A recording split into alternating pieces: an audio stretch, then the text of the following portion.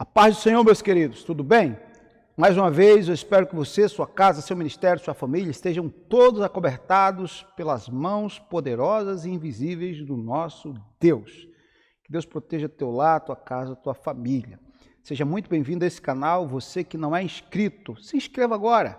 Vai lá e no meio da inscrição ativa o sininho das notificações para ficar por dentro de todo o conteúdo que é produzido aqui. Semanalmente estamos estudando a palavra de Deus, da forma mais bíblica possível, claro, dentro das minhas limitações e da minha condição. Eu sempre tento dar o meu melhor para que, junto com os irmãos, venhamos aqui aprender a palavra de Deus. Olhar, de repente, com a outra ótica, observar algumas outras coisas, ter revelações de alguns textos, uma explicação de algum texto. Isso é muito importante. O seu comentário, eu acabo aprendendo também com o seu comentário. Então, gostaria de deixar aqui o meu afetuoso abraço, o carinho de todos os irmãos que são inscritos e de vez em quando deixo aqui os seus comentários, né? O irmão André, Marcos, a Ruth, a Cris, o irmão Elias, Edivaldo, Juninho, Juscelio, Noemi, todos os irmãos, tá? Todos vocês sejam sempre muito bem-vindos. Deus abençoe a todos, em nome de Jesus. Você que não é inscrito, se inscreva no canal mais uma vez. Você que entrou agora, seja bem-vindo, tá? Agora, independente que você já seja inscrito ou esteja entrando pela primeira vez nesse canal, é importante aqui desse lado, você, deixar o seu joinha, o seu like. Porque se você aprovar o conteúdo deste canal, o YouTube vai entender que este conteúdo precisa ser propagado a outras pessoas e o próprio YouTube, de forma automática, vai expandir este conteúdo, essa mensagem para outras pessoas. Então você pode fazer missões levando essa mensagem a Portugal, a Angola, a Moçambique, a todos os países de língua portuguesa e também a todos os rincões e região do Brasil. De onde você estiver, você vai enviar essa mensagem só deixando o seu like. Você vai enviar sua mensagem para o norte, nordeste, sul, sudeste, todos os lugares do país, centro-oeste, Distrito Federal, todos os lugares do país. Então eu conto com a sua participação, sua colaboração com a sua missão. Faça isso, deixe o seu joinha, deixe o seu like, isso é muito importante. Divulgue o conteúdo nas redes sociais, em seus grupos de WhatsApp, tá? Compartilhe essa mensagem no seu Facebook. Faça isso se você acha que vale a pena o que nós vamos estudar e o que é apresentado nesse canal. Então, venha comigo, vamos estudar juntos, dando prosseguimento à Epístola de Paulo aos Efésios. E nós estamos hoje na penúltima lição, na lição de número 12, que é a conduta do crente. A lição de número 12, a conduta do crente em relação à família. Qual é a minha conduta em relação à minha família? Independente que esse crente aqui esteja na qualidade de filho, de esposa, de esposo, de mãe ou de pai. Mas qual é a minha conduta? Vamos lá? Nós costumamos fazer essa aula como se estivéssemos dentro da nossa igreja, dos nossos templos. Então a gente lê o textuário, nós lemos a verdade prática e tópico por tópico, subtópico por subtópico, e navegando juntos nesse mar de revelação. Amém? O textuário encontra-se em Efésios capítulo 5, versículo 31. Diz assim: por isso deixará o homem seu pai e sua mãe, e se unirá à sua mulher, e serão dois, uma só carne. Dois, uma só carne. Dois, uma só carne. Verdade prática diz assim: Deus estabeleceu o casamento monogâmico, heterossexual e indissolúvel, isto é, a instituição da família para a glória do nome dele. Então, as três características, em lições anteriores já havíamos falado dessas três características, que o casamento é monogâmico, ou seja, é um homem para uma só mulher, uma mulher para um só homem. Duas mulheres para um homem não funciona, dois homens para uma mulher também não funciona. Deus fez Adão e Eva, não houve aí um triângulo amoroso, mas Houve apenas o casamento de dois sexos opostos, uma monogamia. Poligamia é uma pessoa que se casa com muitas outras. Então, nessa monogamia é um homem para uma só mulher. E além de ser monogamia, como eu falei, são sexo oposto, ou seja, é um casamento heterossexual. Não é um casamento homo, pessoas do mesmo sexo. Não é mulher e mulher, homem e homem, não. Não é homem com homem, mulher com mulher, não. É uma mulher para um homem para uma mulher. São os opostos, nesse caso, que se atraem, tá bom? Então, o casamento heterossexual, o casamento bíblico é esse. É Adão e Eva. É um homem para uma mulher. E ele é indissolúvel, ou seja, é até que a morte o separe. Então, essa é a vontade de Deus. Claro que pelo meio do caminho existem alguns impercalços, como Jesus falou no capítulo 10 de Mateus, a respeito da traição, quando não há espaço para o perdão, né? Mas para Deus, aquelas pessoas vão estar unidas para sempre, independente de como seja esse divórcio. A pessoa vai ter liberdade de se afastar, mas a grande questão do recasar-se novamente, aí traz algumas polêmicas. Não vamos entrar nesse assunto hoje, porque não se trata disso. Não que eu tenha medo, mas não se trata disso. Mas é o conceito bíblico, esses três, tá? Não é mais que isso. O casamento ele é monogâmico, o casamento ele é heterossexual e o casamento é indissolúvel. Diz assim a palavra de Deus, Efésios 5, 21, sujeitando-vos uns aos outros no temor de Deus. Vós, mulheres, sujeitai-vos aos vossos maridos como ao Senhor, porque o marido é a cabeça da mulher, como também Cristo é a cabeça da igreja, sendo ele próprio o salvador do corpo. Jesus é a cabeça que salva o corpo. Corpo, igreja, cabeça, Cristo. Versículo 24, de sorte que, assim como a igreja está sujeita a Cristo, assim também as mulheres sejam em tudo sujeitas a seu marido. Vós, maridos, amai-vos vossas mulheres, ou vossa esposa. Amai vossa mulher, como também Cristo amou a igreja e a si mesmo se entregou por ela, para a santificar, purificando-a com a lavagem de água e pela palavra, para apresentar a si mesmo igreja gloriosa, sem mácula e sem ruga, nem coisa semelhante, mas santa e irrepreensível. Assim, versículo 28, assim devem os maridos amar a sua própria mulher, como a seu próprio corpo. Quem ama a sua mulher, ama a si mesmo. Versículo 29. Porque nunca ninguém aborreceu a sua própria carne, antes alimenta e sustenta, como também o Senhor a igreja. Versículo 30. Porque somos membros do seu corpo.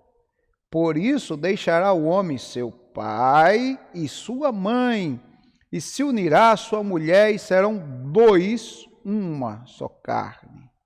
Grande é esse mistério. Digo-o, porém, a respeito de Cristo e da igreja. Versículo 33. Assim, também vós, cada um em particular, ame a sua própria mulher, como a si mesmo, e a mulher reverencie ou respeite o seu marido. Aos Efésios, capítulo 6, versículos do 1 ao 4. Vós, filhos, sede obediente a vossos pais no Senhor, porque isso é justo. Honra teu pai e a tua mãe, que é o primeiro mandamento com promessa, para que te vá bem e vivas muito tempo sobre a terra. E vós, pais, não provoqueis a ira dos vossos filhos, mas criai-os na doutrina e na admoestação do Senhor. Então, esse modelo familiar aqui mostra uma hierarquia funcional. E dentro dessa hierarquia funcional, não há grandes ou pequenos. Independente que a mulher seja sujeita ao seu marido, essa sujeição está na reverência, no respeito. E não numa imposição violenta, não é nada disso. Então a Bíblia aqui, ela não menospreza ninguém. E a Bíblia também supervaloriza um em detrimento da humilhação de outro. Não. todos são iguais, todos são um, porque família, a palavra família é singular, membros é plural. Então a família é constituída por membros. Uma família sem membros não é família. Então isso já demonstra o seguinte, que todos têm a mesma importância quando se fala nesta construção, dessa hierarquia, que é essa hierarquia da família. E dentro dessa hierarquia funcional, o pai tem o seu devido lugar, a mãe tem seu devido lugar, a esposa tem seu devido lugar, o esposo tem seu devido lugar, e o filho tem o seu devido lugar. Então é importante entender o papel de cada um, segundo a ótica da Bíblia Sagrada, segundo os conceitos de Deus. Vamos ler a introdução. Na Bíblia, o relacionamento familiar é um projeto divino que pressupõe um matrimônio monogâmico, heterossexual e indissolúvel. No modelo divino, os membros da família são iguais, foi o que eu acabei de falar. Porém, cada um desempenha um papel diferente. Nesta lição, veremos a conduta requerida por Deus para a família cristã.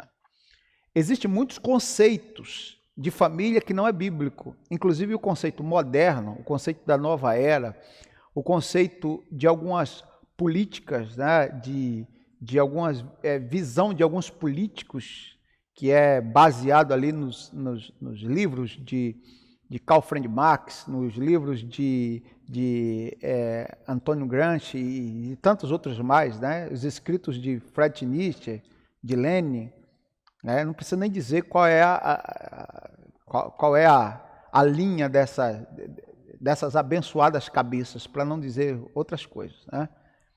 E é um conceito extremamente antibíblico, porque o conceito bíblico, aqueles padrões que chamam de padrões judaico-cristã, é o padrão bíblico, padrão da família tradicional, que é uma família que tem sido atacada, né? Tentam destruir esses padrões na sociedade brasileira e na sociedade do mundo inteiro. A maioria dos países aí as famílias sofrem esse ataque. Você não pode mais dizer que é a favor da família tradicional, porque as pessoas vão te conceituar como um ultrapassado, um quadrado, um radical, um fascista, sei lá, qualquer coisa do tipo, infelizmente. Vão até te chamar de Adolf Hitler, mas não tem nada a ver. O padrão bíblico da família, ele continua perdurando até hoje. Inclusive, é esse padrão bíblico que provou que até hoje ele é capaz de fazer com que a sociedade cresça cada vez mais forte, que as famílias cresçam cada vez mais unidas e robustas. Não tem esse negócio dos meus filhos ser filho do Estado. Não, o Estado não é pai dos meus filhos. Eu sou o pai dos meus filhos. Tá? O Estado é apenas uma constituição que pertence à sociedade, e não o contrário. O Estado não é nem mãe nem pai de ninguém.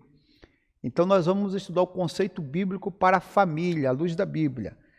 Conduta do crente como marido. Vamos lá. No capítulo 5, Paulo enaltece o matrimônio e o eleva ao mais alto patamar, ao comparar o marido a Cristo e a esposa à igreja. Neste tópico estudaremos a analogia referente ao marido. Ok. Nós vamos estudar primeiro sobre o marido. O papel do marido. E aqui mostra o seguinte. Na Bíblia, o papel do marido como líder da família. Na Bíblia, a ordem de autoridade é observada no seguinte modelo, ou do seguinte modo. Deus é cabeça de Cristo, Cristo cabeça do homem e o homem cabeça da mulher. A relação dentro do lar é explicada na frase: o marido é a cabeça da mulher, como também Cristo é a cabeça da igreja. Ela mostra o modelo de relacionamento do casamento cristão. Isto é, o marido deve liderar sua casa do mesmo modo como Cristo lidera a igreja, visando o seu absoluto bem-estar. Aqui é necessário ressaltar uma questão importante. O movimento feminista com viés neomarxista, como eu falei do Karl Marx, esse movimento feminista com viés neomarxista, ou seja, é um novo marxismo, né? Considera esse modelo de família como um sistema opressor do homem contra a mulher, ou seja, como se o homem estivesse oprimindo a mulher. Ao contrário desse falacioso discurso, nas Escrituras, o modelo cristão está fundado no amor e no respeito mútuo. Se uma empresa ela adotar a política da anarquia e não tiver um gerente em cada setor, independente seja setor primário, secundário, terciário, setor de produção, em qualquer indústria, ela, infelizmente, vai ser uma indústria fadada ao fracasso. Ela está certa de falir, porque todo e qualquer grupo de pessoas precisa de uma liderança. Isso é normal. Isso não quer dizer que a liderança, por ser liderança, é opressor. Não, muito pelo contrário. E agora está até em moda o nome liderança servidora, baseada em João capítulo 13, quando Jesus, mesmo sendo líder, serviu seus discípulos lavando os pés dele. Então, o marido, ele é um modelo semelhante a Cristo. Assim como Cristo é para a igreja, é o seu marido, é o esposo para a esposa. Ele é o cabeça. Ou seja, a cabeça, ela dá as coordenadas para o corpo. A minha mão está indo e voltando, os dedos abrindo e fechando por ordem da cabeça. A cabeça, ela dá ordem para o corpo. Então, o corpo age obedecendo a cabeça, recebendo instrução da cabeça. Agora é interessante dizer o seguinte, que nesse contexto de família, uma cabeça, ela não fica sozinha sem o corpo. Uma cabeça não anda flutuando por aí. Se você for ver uma cabeça fora do corpo, com certeza aquela cabeça está morta. Então, assim como um homem, ele dá instrução para a sua família, inclusive, sendo a mulher o seu corpo, ele está ali como sacerdote, ele está ali para instruir a sua mulher, para ensinar, para administrar. Ele sabe da importância da sua mulher, porque a partir do pescoço, isso aqui já é o corpo. Então, a mulher é toda a estrutura que suporta, que segura o homem, que deixa-o literalmente com os pés no chão. Se não for uma boa esposa, o homem não tem os pés no chão. Então é importante ressaltar isso, que o homem é a cabeça, mas a mulher é o corpo. Então o símbolo de ser cabeça não é um símbolo opressor, pelo contrário, é um símbolo também de dependência, porque essa minha cabeça, ela depende desse meu corpo. Se não for o meu corpo, a minha cabeça morre. Assim, um homem depende da mulher como a mulher depende do homem. Mas quando se fala nessa hierarquia funcional, Deus colocou o homem como líder porque todo grupo tem que ter um líder. E a figura do homem é a figura de um líder.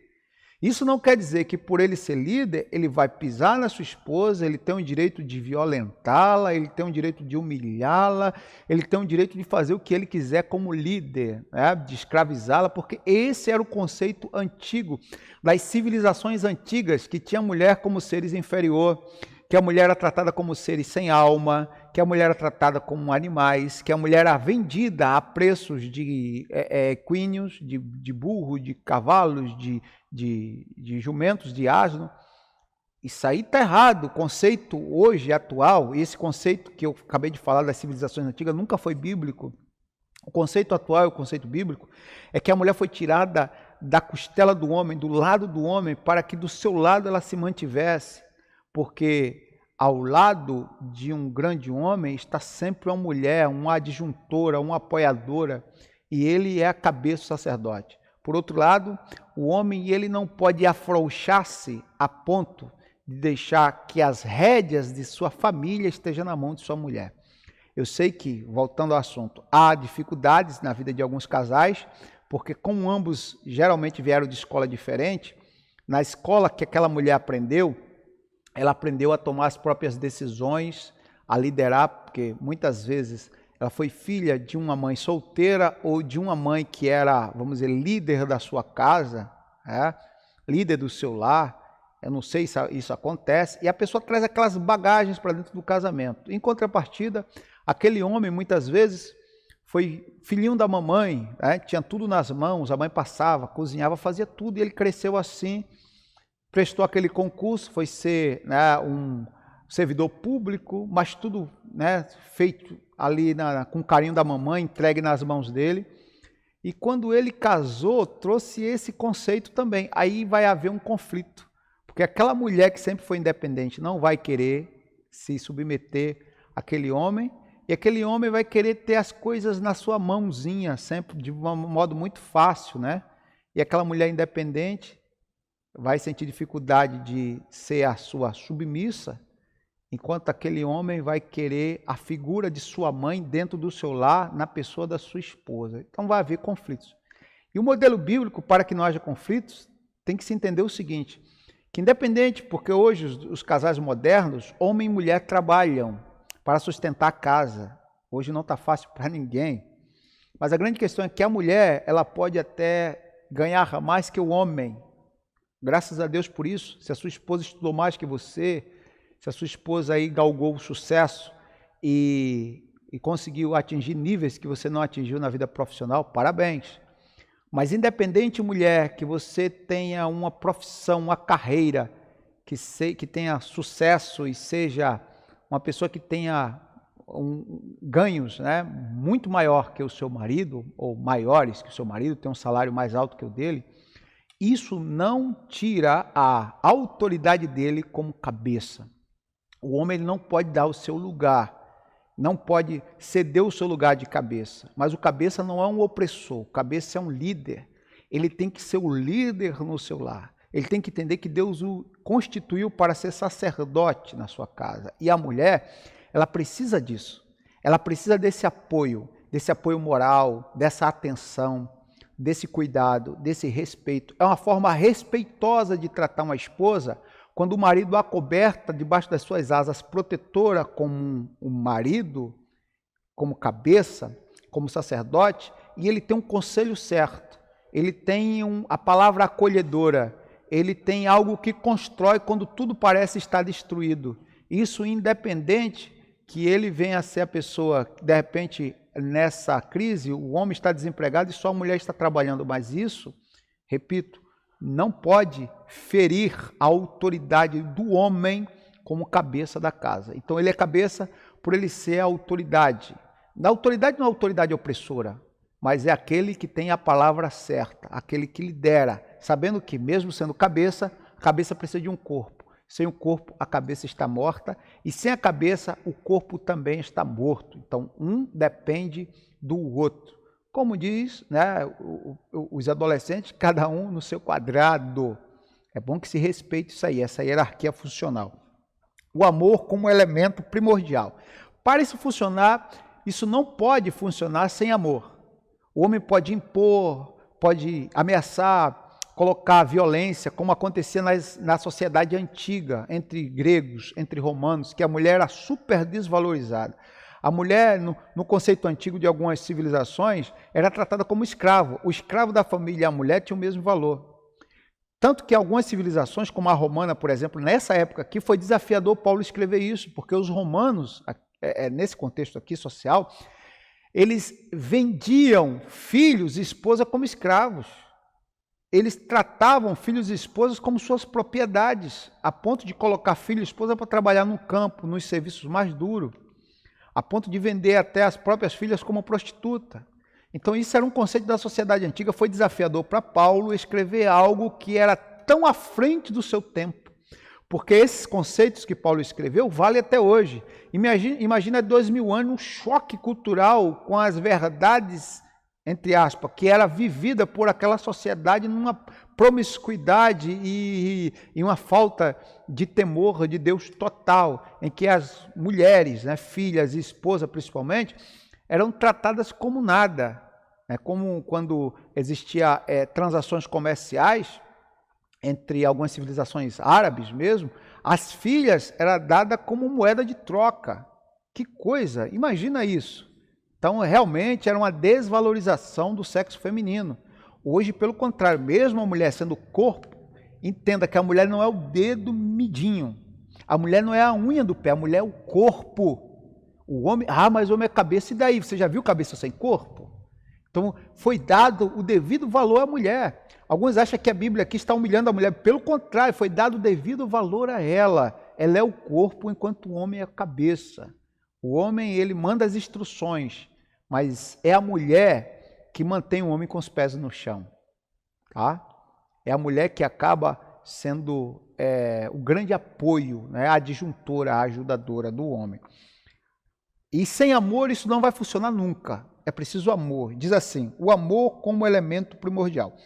O marido, além de liderar, ele deve também amar a sua esposa, assim como Cristo amou a igreja. Sim, implica a prática de sacrifício, como diz as Escrituras. Cristo amou a igreja e a si mesmo se entregou por ela. O amor de Cristo para com a sua igreja foi altruísta e incondicional. Viu? Altruísta e incondicional. Ele não impôs uma condição, ele amou por amar. Cristo nos amou sendo nós ainda pecadores, está em Romanos 5,8, inclusive está aqui essa referência. Assim, a igreja foi atraída para Cristo por meio do seu amor e não por ameaças ou imposição autoritária. Desse modo, os maridos devem também manter a união e a harmonia conjugal por meio do exercício do amor. Manter a união e a harmonia conjugal pelo exercício do amor.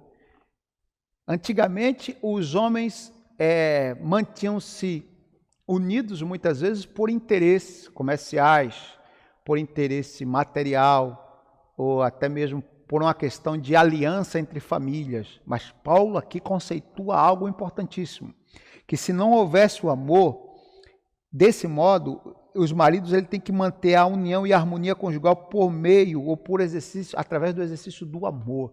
Sem esse amor, o verdadeiro casamento, ele vai ao naufrágio, ele sucumbe. E Paulo estava ensinando isso aqui, que a mulher não ia se submeter ao homem apenas por achar que isso é bonito, por achar que isso é uma coisa boa, nada disso, mas por amor e por respeito. É igual um filho. O filho já tem os seus cabelos brancos, mas tem aquele pai que já está bem velhinho, bem idoso. O pai fala e o filho baixa a cabeça. Mas você acha que o filho baixa a cabeça porque ele quer? Porque ele acha bonito receber uma bronca do pai? Se aquele homem de cabelos brancos que está já envergado, né, já bem velhinho, bem idoso, se não fosse pai dele, provavelmente ele daria uma resposta mal criada, falaria alguma coisa. Mas eu já vi casos de homens aí valentões que diante do seu pai, o pai já de cabelos brancos, falou e tal homem teve que baixar a cabeça. E a pessoa ainda disse, se fosse outra pessoa eu revidaria, mas porque é o Senhor, Então, é o respeito. Esse respeito está acima de tudo, porque não há respeito se não houver esse amor. O amor que traz essa vontade de não ferir, porque o respeito é isso, é a vontade de não ferir, de não contradizer, de não maldizer, de não entrar em choque com a pessoa. Você respeita.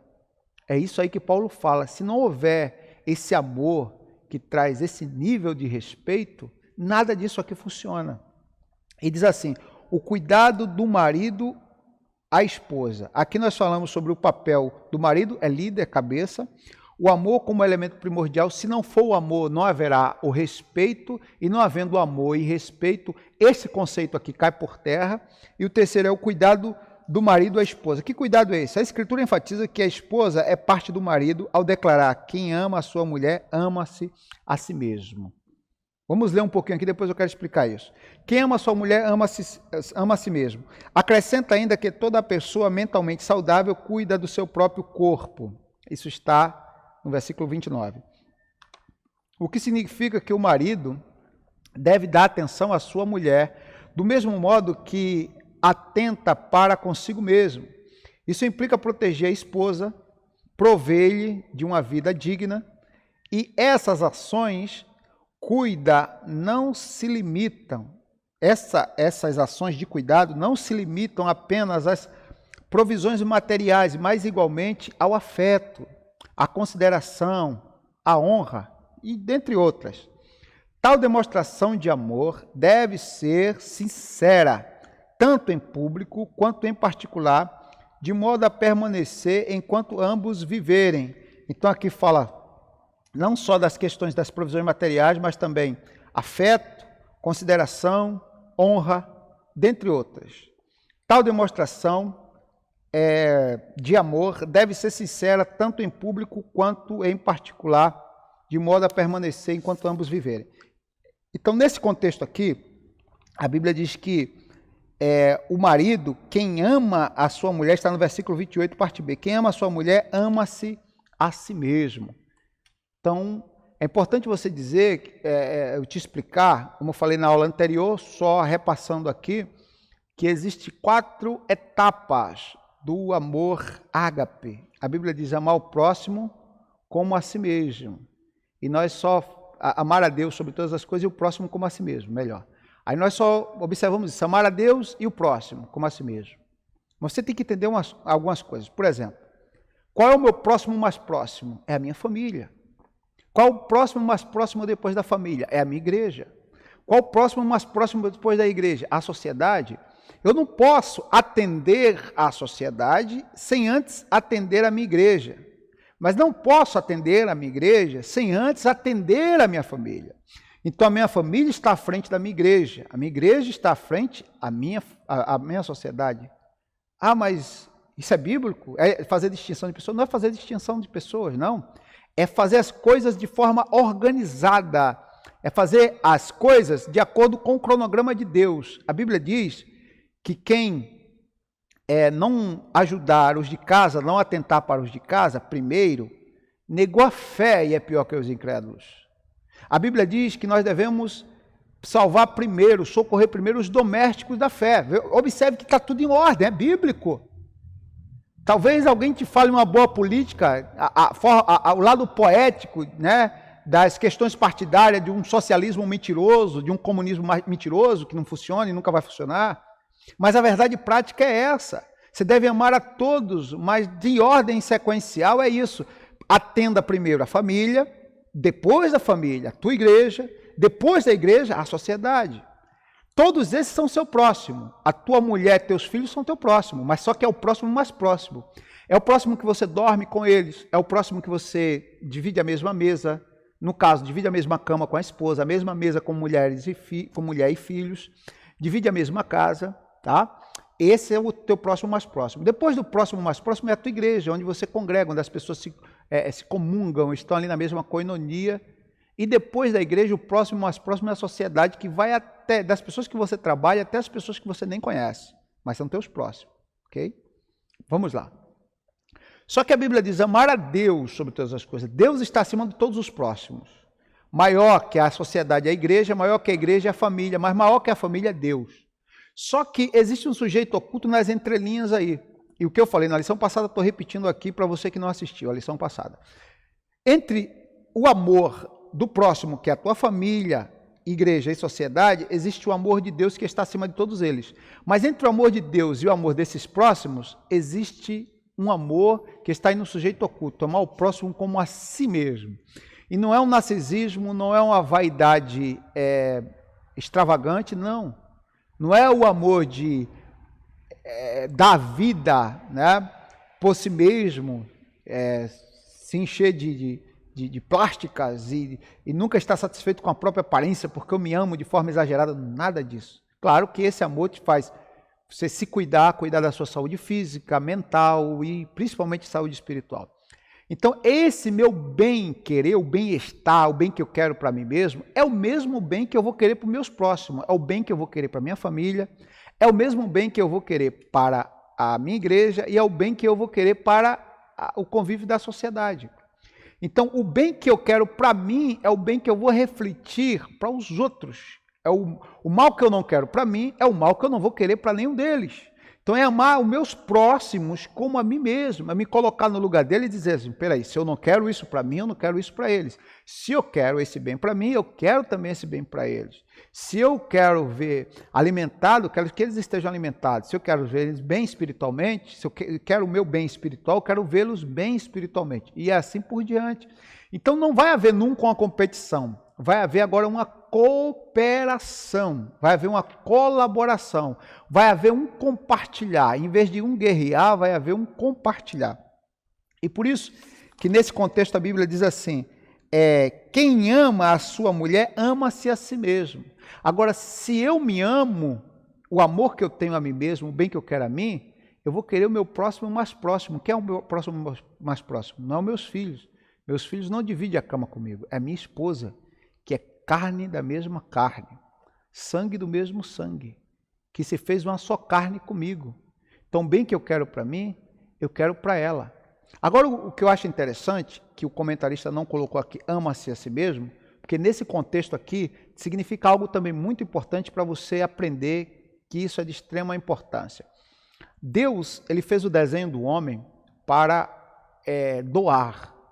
O homem é um exímio doador, de natureza é um doador. E a mulher de natureza, ela recebe, a mulher, ela recebe e multiplica o que recebe. A mulher é como se fosse, né, ela acolhe. Então, como a mulher, ela recebe, ela está pronta para receber e acolher, ela acaba multiplicando. A mulher, ela tem um desenho de uma multiplicadora. A respeito disso, um exemplo é o seu ventre. O homem, ele é um doador. Por exemplo, já diz alguém que o homem, ele doa o alimento e a mulher transforma aquele alimento, aquela provisão de alimento, em uma refeição saborosa. O homem, ele doa, ele dá a casa para a mulher e ela transforma aquela casa em um lar. O homem, ele dá as suas sementes, o máximo que ele pode dar os espermatozoides para a mulher, desculpe, mas essa é a verdade, e ela lhe dá filhos. Então ela está sempre multiplicando o que ela recebe.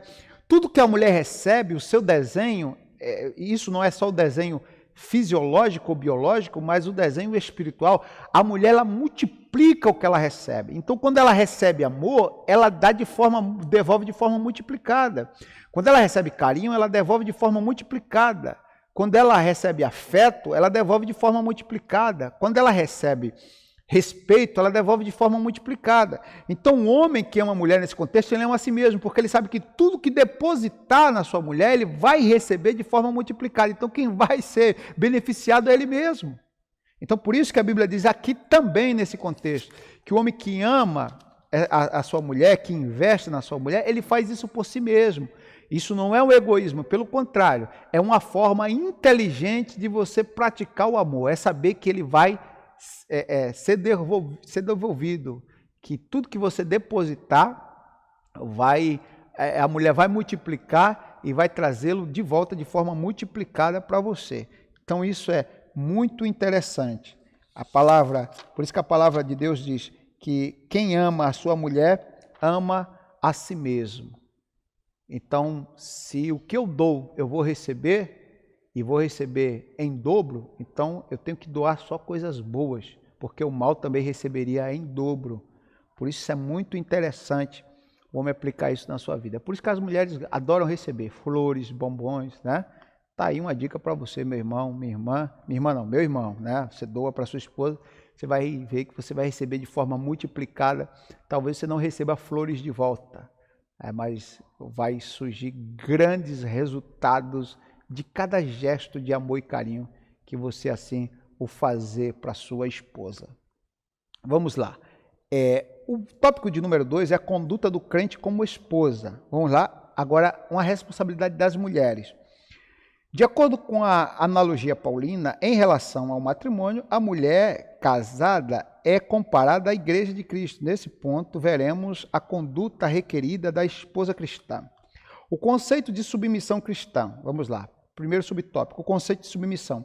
As Escrituras ensinam que a sujeição de uns aos outros no temor de Deus, Nessa perspectiva, alguns exemplos de submissão são apresentados. Das esposas aos seus maridos, é um exemplo, está no versículo 22 do capítulo 5. Dos filhos aos seus pais, dos servos a seus senhores, dos filhos aos seus pais, está no versículo 1 do capítulo 6, dos servos aos seus senhores, está no versículo 5 do capítulo 6. No caso das esposas, a submissão deve ser assim, como a igreja está sujeita a Cristo.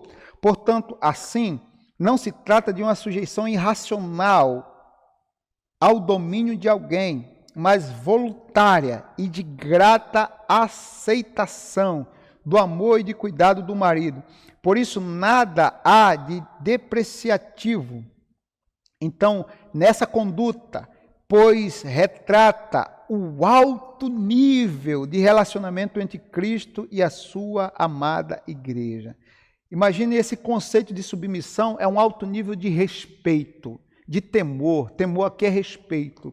É aquele amor que você não quer magoar, não quer entrar em contradição, não quer entrar em litígio, não quer ser alguém do contra. Então você respeita ao limite de dizer sim, Senhor, pois não, Senhor, e o faz com prazer. Isso aqui é muito lindo. É o mesmo conceito que um filho obedece ao seu pai, que aqui os escravos, os servos, obedeciam também aos seus senhores. E não é obedecer sob as ameaças das chibatadas, não, mas é pelo prazer daquele senhor piedoso seu senhor.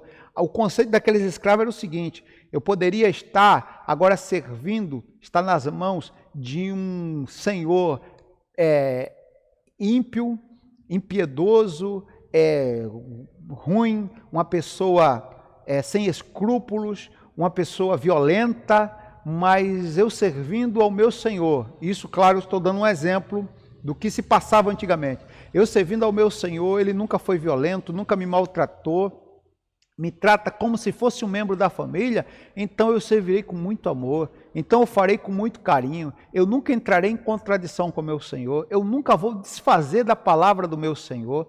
Mesmo que eu ache que um dia que ele não tenha razão, eu vou procurar, quem sabe, convencê-lo de forma carinhosa, de forma afetuosa, de forma carinhosa, para não contradizê-lo pelo respeito que eu lhe tenho. Então, era esse mesmo sentimento que deveria pairar na mente e no coração das mulheres cristãs nesse conceito bíblico.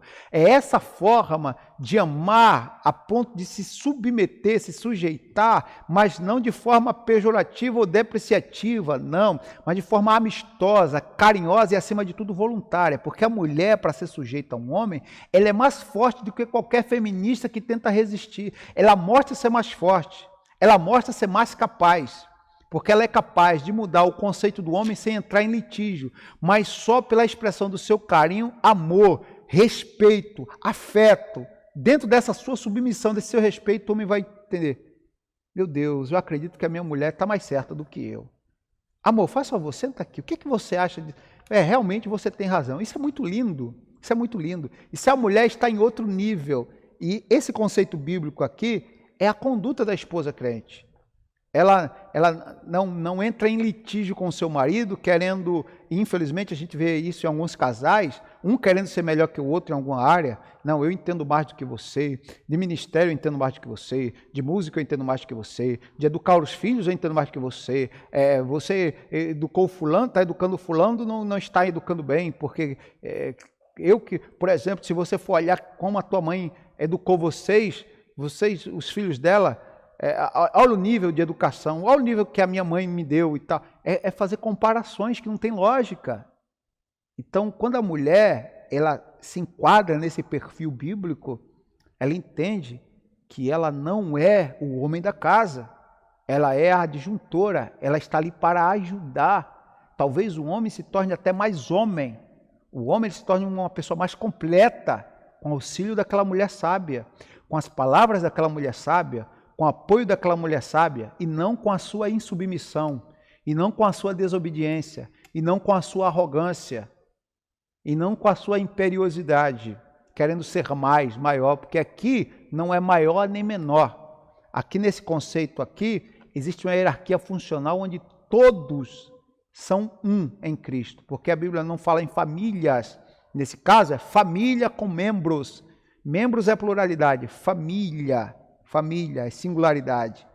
Então, para que haja uma família harmônica, é preciso que os membros sejam harmônicos entre si, cada um cumprindo o seu devido papel. A condição da mulher cristã, vamos lá. O conceito de submissão é esse que eu falei, é uma submissão respeitosa e amorosa dentro dos padrões bíblicos.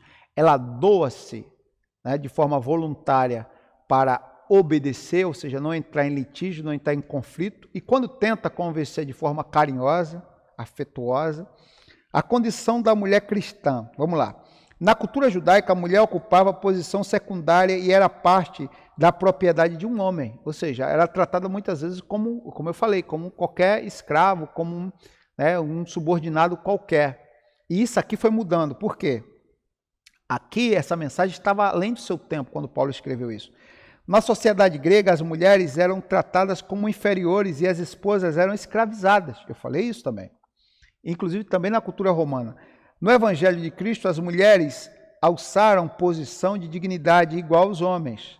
Está em Gálatas 3:28. A conversar com a mulher samaritana, Cristo quebrou paradigmas da época e se opôs ao preconceito e à discriminação. Aqui está a referência de João 4, 9 e 10. Portanto, a mulher cristã desfruta de plena liberdade em Cristo e não está sujeita a nenhum sistema de escravidão. A mulher ela desfruta de plena liberdade e não está sujeita a nenhum sistema de escravidão. O homem ele não pode se comportar como dizer, minha mulher é minha propriedade. Então, nada disso. Vem aqui, mulher, quem sabe sou eu. Não. Ela está ali se submetendo como esposa por amor, se sujeitando, mas é uma sujeição inteligente, uma submissão inteligente. Não é viver como sola do sapato do homem. Não é ser sua escrava. Não é ser a vítima de uma opressão masculina. Nada disso. Mas ser supervalorizada como um corpo daquele que é o cabeça e ela está conduzindo a cabeça.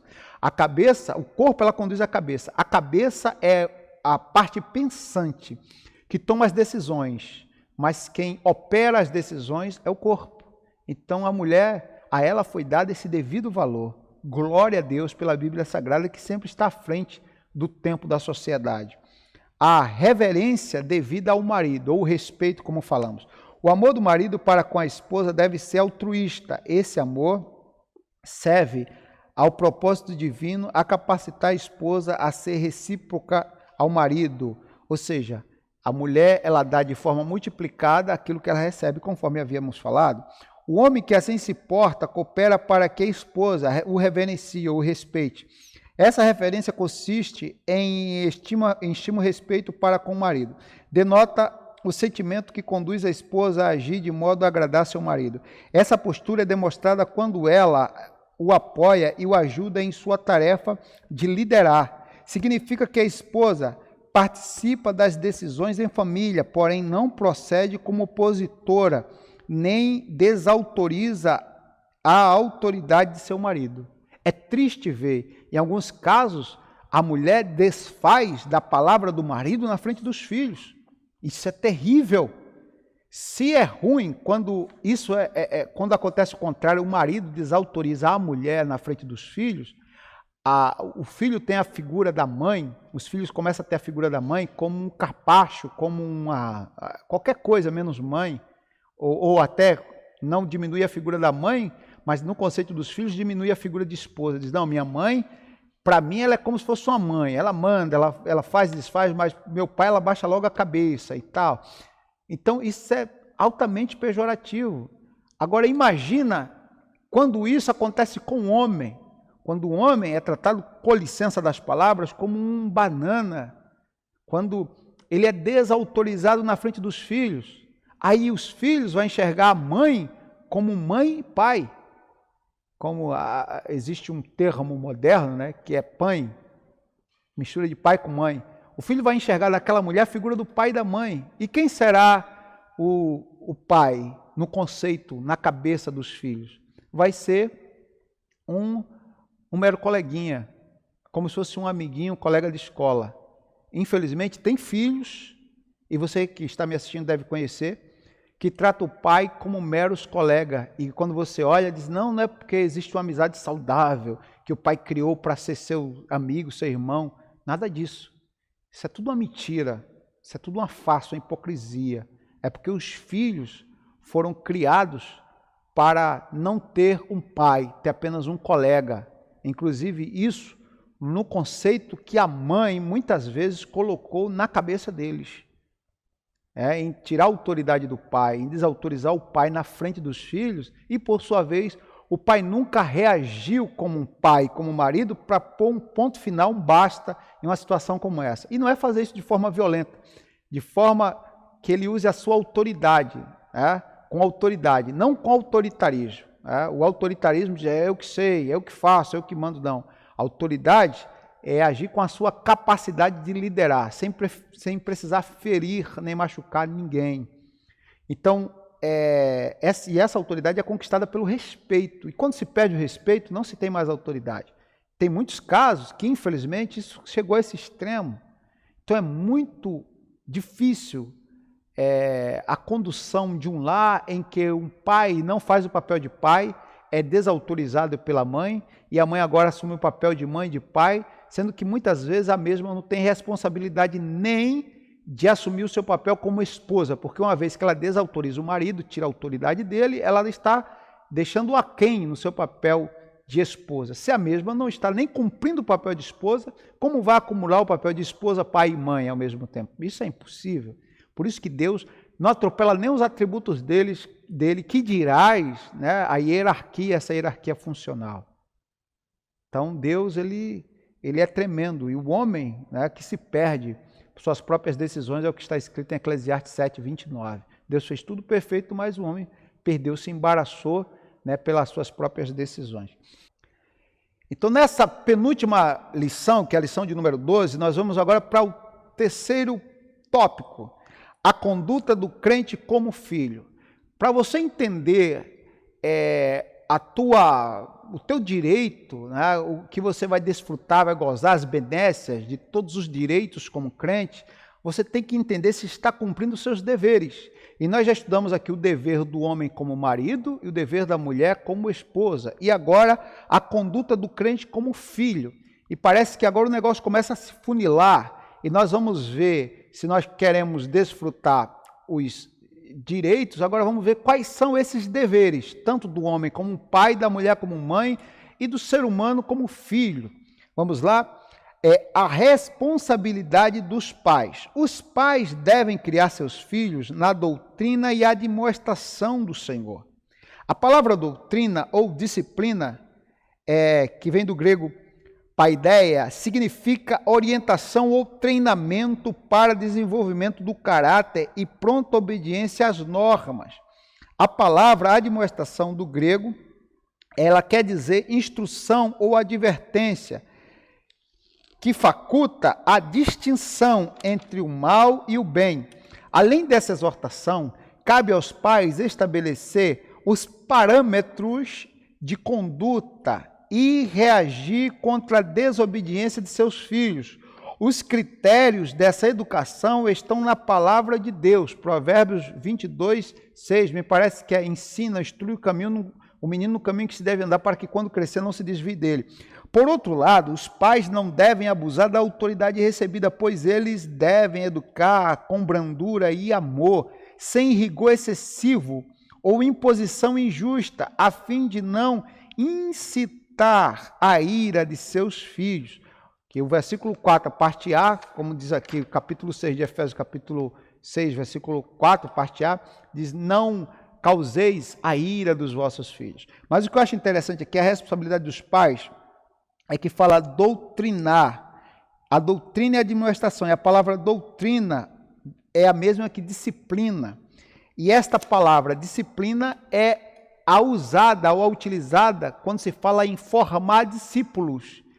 O comentarista, o autor da lição, não escreveu esses pormenores, não sei a razão, mas é interessante você entender isso, que esta palavra disciplina e doutrina traz essa mesma raiz, essa disciplina é fazer discípulo, é impor regras a ponto de fazer com que a pessoa tenha uma conduta, tenha um comportamento que venha a ser reflexo do comportamento de outra pessoa. Nesse caso, se é pai e se ele está disciplinando, ele está fazendo do seu filho um discípulo. Se é uma mãe, se ela está disciplinando, ela está fazendo da sua filha uma discípula. E qual é a tendência do discípulo? A tendência do discípulo é seguir o passo ou os passos do mestre. Então, aquele negócio de dizer assim, faça o que eu mando, mas não faça o que eu faço, isso definitivamente não funciona. No meio cristão, é necessário entender que quando a Bíblia diz assim, que a responsabilidade dos pais devem criar seus filhos na doutrina e admoestação. Essa doutrina, que é disciplina, é fazer discípulo. Ou seja, é o filho enxergar no pai a figura exemplar que ele deseja ser, que ele almeja alcançar. É bonito quando o filho diz assim, quando eu crescer, eu quero ser um homem de Deus igual ao pai. Eu quero ser uma mulher de Deus igual minha mãe. Eu, particularmente, acho bonito. A minha filha, ela sempre fala isso. Ela, papai, quando eu crescer, ela só tem 11 anos. Ela disse, eu quero... Isso é que fala, tá? Ela fala assim, eu quero pregar igual o Senhor, eu quero ensinar igual o Senhor, eu quero conhecer igual o Senhor e quero cantar igual minha mãe. Então isso é bonito quando os filhos, ele vem nos seus pais, o reflexo de algo positivo que eles desejam ser. E a tendência é caminhar nos mesmos passos. E a Bíblia está cheia de referência a respeito disso. Quando a Bíblia diz, eu já ensinei isso lá no Salmo 1, que bem-aventurado o varão que não ouve o conselho dos ímpios, não se detém no caminho dos pecadores, nem se assenta na roda dos escarnecedores. Quando fala se deter no caminho, é seguir exemplo, é ser discípulo dos pecadores, porque todo discípulo de um pecador se torna um escarnecedor, porque cansou de andar. Primeiro ouviu tanto, cansou de ouvir, começou a andar. Cansou de andar, quem anda aí se cansa, senta. E sentou. Ou seja, ele deixou de ser ímpio para o nível de ser um pecador e deixou de ser pecador para o nível de um escarnecedor. Veja que ele só foi baixando de nível. A proporção que ele foi ouvindo, que ele foi andando, ele sentou, foi porque ele primeiro ouviu e aquele discurso, aquelas palavras, ele pôs em prática, ou seja, seguiu o exemplo. Andar em caminho é seguir o exemplo. Então, observe quais são os exemplos que você tem dado ao seu filho, quais são os exemplos que você tem dado à sua família. Então, se a Bíblia diz que o conceito aqui de doutrinar é disciplinar ou fazer discípulo, que os teus filhos têm em tua casa o exemplo de um mestre, não um mestre em teorias, um mestre em palavras, mas um mestre na prática, que eles vejam em você a imagem de Cristo refletida nas tuas ações, não só nas tuas palavras, em cada gesto de amor, de gratidão, de respeito. Em tudo isso, pai e mãe, principalmente nós que somos pais, trazemos essa responsabilidade. Que os nossos filhos vejam em nós a imagem de Cristo refletida. Então isso é muito importante. É fazer discípulo dentro da própria casa. Aquele conceito, faça o que eu falo, o que eu digo, mas não faça o que eu faço. Faça aquilo que eu mando, faça o que eu digo, mas não faça o que eu faço, não. Os filhos, eles vão acabar fazendo o que você faz. Algumas vezes vai querer te contradizer ou te contrariar, mas na maioria das vezes os filhos não seguem conselhos, eles seguem exemplos. E detalhe, os exemplos, eles são maiores que os conselhos. Conselhos são palavras que o vento pode levar, mas o exemplo não, o exemplo permanece. Os exemplos são aquilo que verdadeiramente deixa legado. Fica aqui embutido na nossa cabeça e a gente diz assim, meu pai e minha mãe agiam assim e eu devo agir de tal forma para pelo menos honrar a memória do meu pai e da minha mãe. Então isso é muito bonito. Faça discípulo na sua casa. Saiba que seu filho, sua filha são os seus primeiros discípulos. Por isso que a Bíblia diz que o obreiro que ele não consegue administrar sua casa, fazer discípulo na sua casa, ele não pode fazer discípulo em lugar mais nenhum. Ele não pode tomar conta de uma igreja se ele não consegue tomar conta da própria casa. Veja aí a importância de fazer discípulo no seu lar. A conduta requerida dos filhos. O dever dos filhos é apresentado de forma objetiva pelo apóstolo. Vós, filhos, sede obedientes a vossos pais. A explicação para essa postura é categórica. porque isso é justo. Olha só, versículo 1, parte B do capítulo 6 de Efésios. Porque isso é justo. Que coisa bonita. Ela segue a ordem natural divinamente estabelecida, pois Deus deseja que os filhos confiem na sabedoria de seus pais. Para ratificar esse ensino, o apóstolo cita o quinto mandamento: honra teu pai e a tua mãe, que é o quinto mandamento, e o primeiro mandamento com promessa. Assim os filhos devem obedecer e honrar seus pais. Logo, obedecer significa cumprir o que é ordenado. Isso é obedecer. Sim, senhor, sim, senhora. Pois não, senhor, pois não, senhora. E fazer aquilo que os pais mandam. E honrar desenvolve amor. Aliás, o honrar envolve amor, respeito e até mesmo o sustento em caso de necessidade. Portanto, a obediência é devida enquanto os filhos vivem sob a tutela dos pais. E a honra é um dever para a vida toda. A Bíblia mostra aqui esse conceito que era muito usado no Novo Testamento, onde Jesus criticou os fariseus que tentava pegar a oferta dos filhos, que, um exemplo, o filho morria e ali os seus pais só tinham de sustento, os pais só tinham de sustento os filhos. E Jesus bateu muito nos fariseus que pegava os bens que os filhos juntavam, que era para sustentar os pais, e pegava aquilo como uma oferta específica, sendo que aquela oferta específica ela teria mais valia se ela fosse destinada aos filhos sustentarem os pais. Então, a Bíblia, Deus nunca atropelou nada que está em ordem.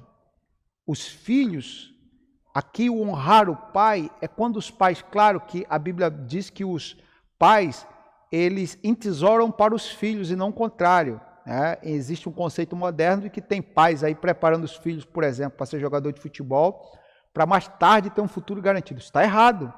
Eu não posso ter um filho, uma filha, projetando o futuro deles para o meu bem-estar. Não, eu projeto o futuro dos meus filhos para o bem deles. Eu não posso pensar em meus filhos como se fosse uma fonte de renda, porque é bíblico.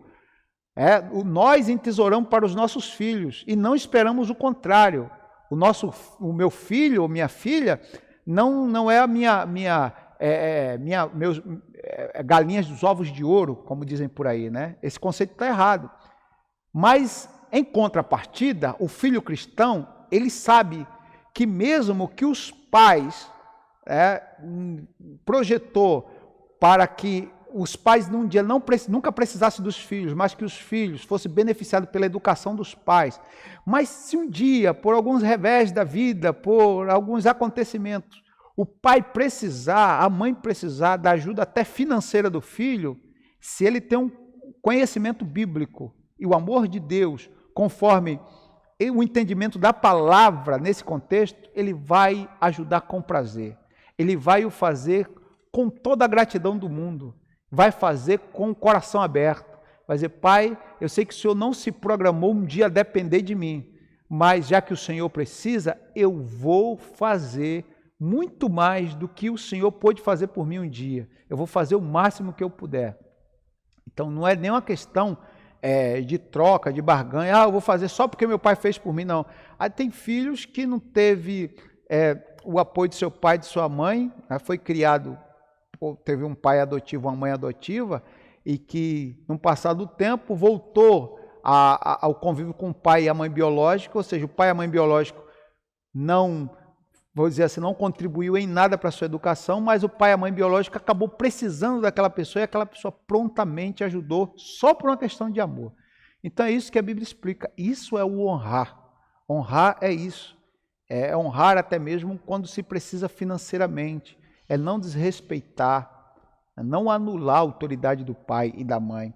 E a Bíblia diz que esse é o primeiro mandamento com promessa. Qual é a promessa? Para que te vá bem, e te vá bem quer dizer assim, para que você seja bem-sucedida na sua vida.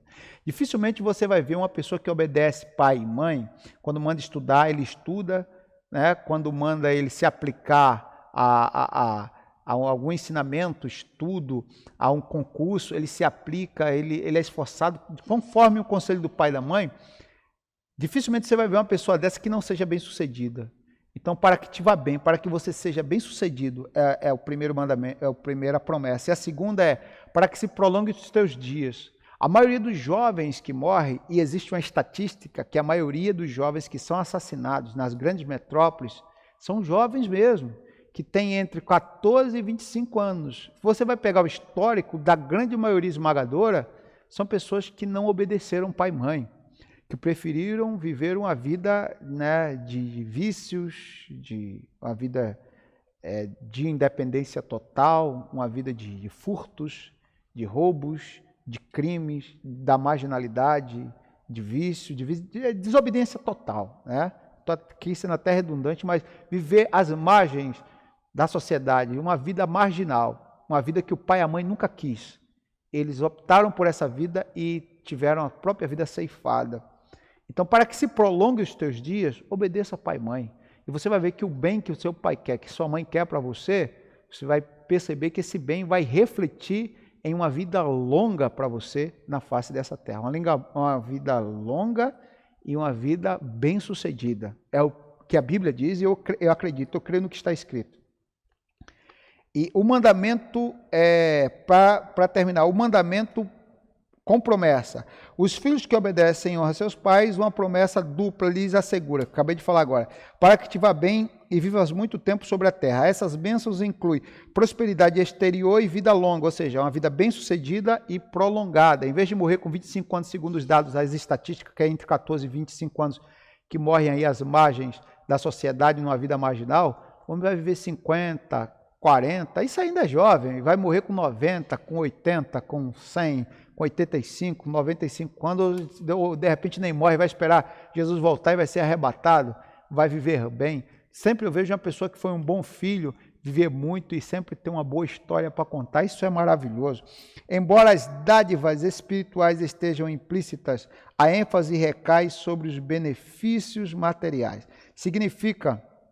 A ênfase recai sobre os benefícios materiais. Significa que ao obedecerem e honrarem seus pais, os filhos submetem-se ao arbítrio de Deus, que, segundo o seu beneplácito, da sua vontade, os recompensa com benesses especiais. Isso aqui, claro, não quer falar da vida eterna. Quando você fala honrar o teu pai e tua mãe para que se prolongue, isso não quer dizer para que vá para o céu. Não é o fato de você honrar teu pai e tua mãe que você vai ser salvo. Não, não é isso. Ah, mas então quer dizer que se eu obedecer meu pai e minha mãe eu não vou ser salvo? Não, você não vai se perder por causa disso. Para ser salvo, tem que ter Jesus, obedecê-lo como Senhor e Salvador. Mas é impossível, né, um desobediente a pai e mãe dizer que é salvo e ir para o céu. Não pode ir, porque céu não é lugar de desobediente, céu é lugar de obediente. Então, primeiro, se obedece a Deus, como teu Senhor e Salvador, e em consequência disso, por amor, você vai obedecer seu pai, sua mãe. É impossível você dizer que obedece a Deus e desobedece pai e mãe e ir para os céus, isso é impossível. Repito, céu não é lugar de desobediente, por isso que céu não tem cadeia, céu não tem FEBEM, céu não tem centro de reabilitação, de recuperação, não tem nada disso, porque céu não é lugar de desobediente. Você pode dizer um amém do outro lado? Exatamente isso. Então você primeiro obedece a Deus e depois obedece pai e mãe. Aí as bênçãos do obedecer pai e mãe está nesta vida, e a obediência a Deus está nessa vida e no porvir. E a conclusão é, no modelo divino, todos os membros da família cumprem deveres específicos. O marido tem o dever de liderar e amar sua esposa. A esposa, o dever de submeter-se e respeitar a liderança de seu marido.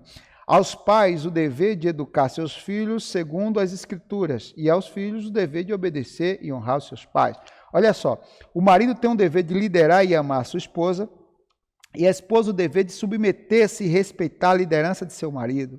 Os pais, tanto pai como mãe, o dever de educar seus filhos segundo as Escrituras, ou seja, fazendo dos filhos um discípulo, um reflexo da sua imagem.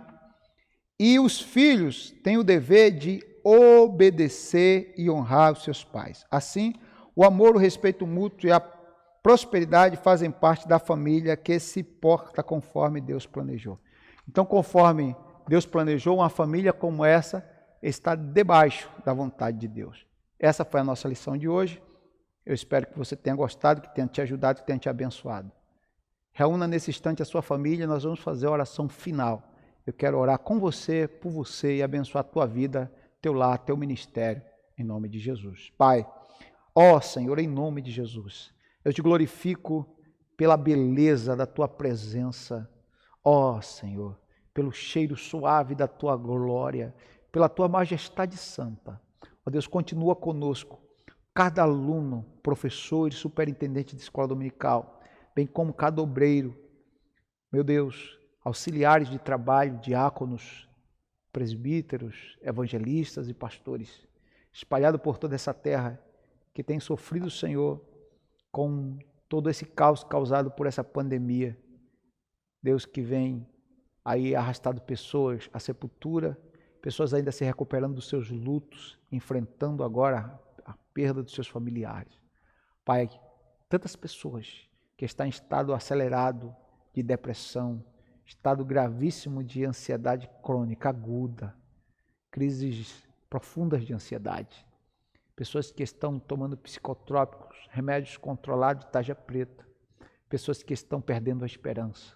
Visita o teu povo agora, traz paz e alegria, Senhor, ó Deus, a cada coração.